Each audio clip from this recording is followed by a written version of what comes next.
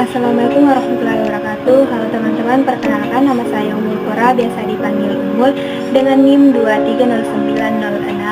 2309065020035 dari program studi Ekonomi Pembangunan jurusan Ilmu Ekonomi Fakultas Ekonomi dan Bisnis Universitas Negeri Makassar.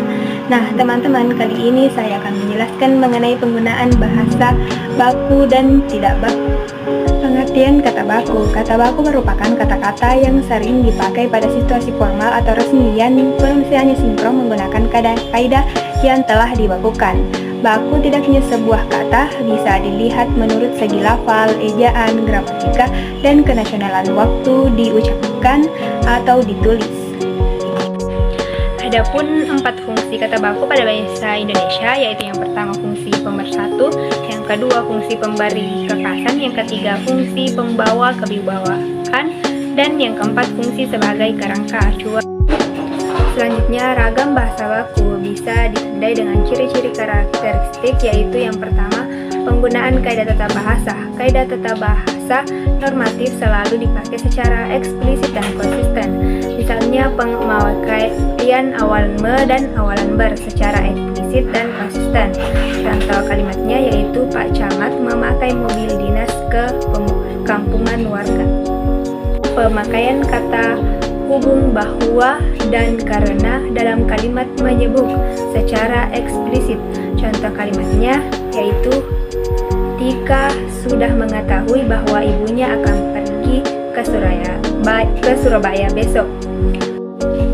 Pemakaian konstruksi sintesis. Contoh bahasa bakunya yaitu mereka, bahasa tidak bakunya dia orang, anaknya dia punya anak, memberitahukan, kasih tahu, membersihkan, bikin bersih.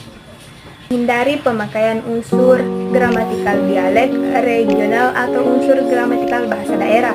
Contoh bahasa bakunya yaitu mobil paman saya baru, bahasa tidak bakunya paman saya mobil baru. Dia mengontrak rumah di Bandung, dia mengontrak rumah di Bandung. Penggunaan kata bahasa baku, bagaimana, bahasa tidak bakunya kayak mana atau gimana, hijau, ijo, uang, duit.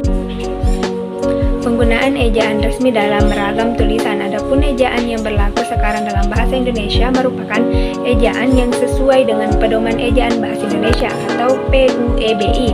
Ejaan tersebut mengatur mulai dari penggunaan huruf, penulisan kata, penulisan partikel, penulisan angka, penulisan unsur serapan, sampai pada penggunaan tanda baca.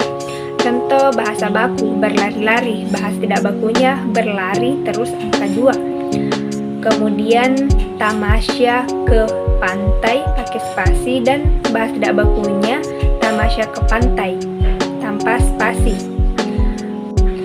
Penggunaan lafal baku dalam ragam lisan lafal yang benar atau baku dalam bahasa Indonesia sampai saat ini belum pernah ditetapkan. Namun ada pendapat umum bahwa lafal baku dalam bahasa Indonesia adalah lafal yang bebas dari ciri-ciri lafal dialek setempat atau lafal daerah. Contoh bahasa baku habis, bahasa tidak bakunya abis. Kalau atau kalau, Senin, Senen. 5 kata ini sering dikira baku padahal tidak baku. Yang pertama adalah kata antri. Jadi kata antri sebenarnya tidak baku. Bentuk baku dari kata antri adalah antre. Yang kedua adalah kata hipotesa. Jadi sebenarnya kata hipotesa ini tidak baku. Bentuk baku dari kata hipotesa adalah hipotesis. Ketiga adalah kata atlet. Yang benar itu adalah kata atlet. Yang keempat adalah kata apotik. Jadi kata apotik itu tidak baku dan bentuk baku dari kata apotik adalah apotek. Yang terakhir, dan masih banyak yang belum tahu, kalau kata handal itu tidak baku. Bentuk baku dari kata handal adalah andal. Semoga bermanfaat. Terima kasih. Itulah tadi penjelasan dari saya mengenai penggunaan bahasa baku dan tidak baku. Semoga bermanfaat. Sampai jumpa.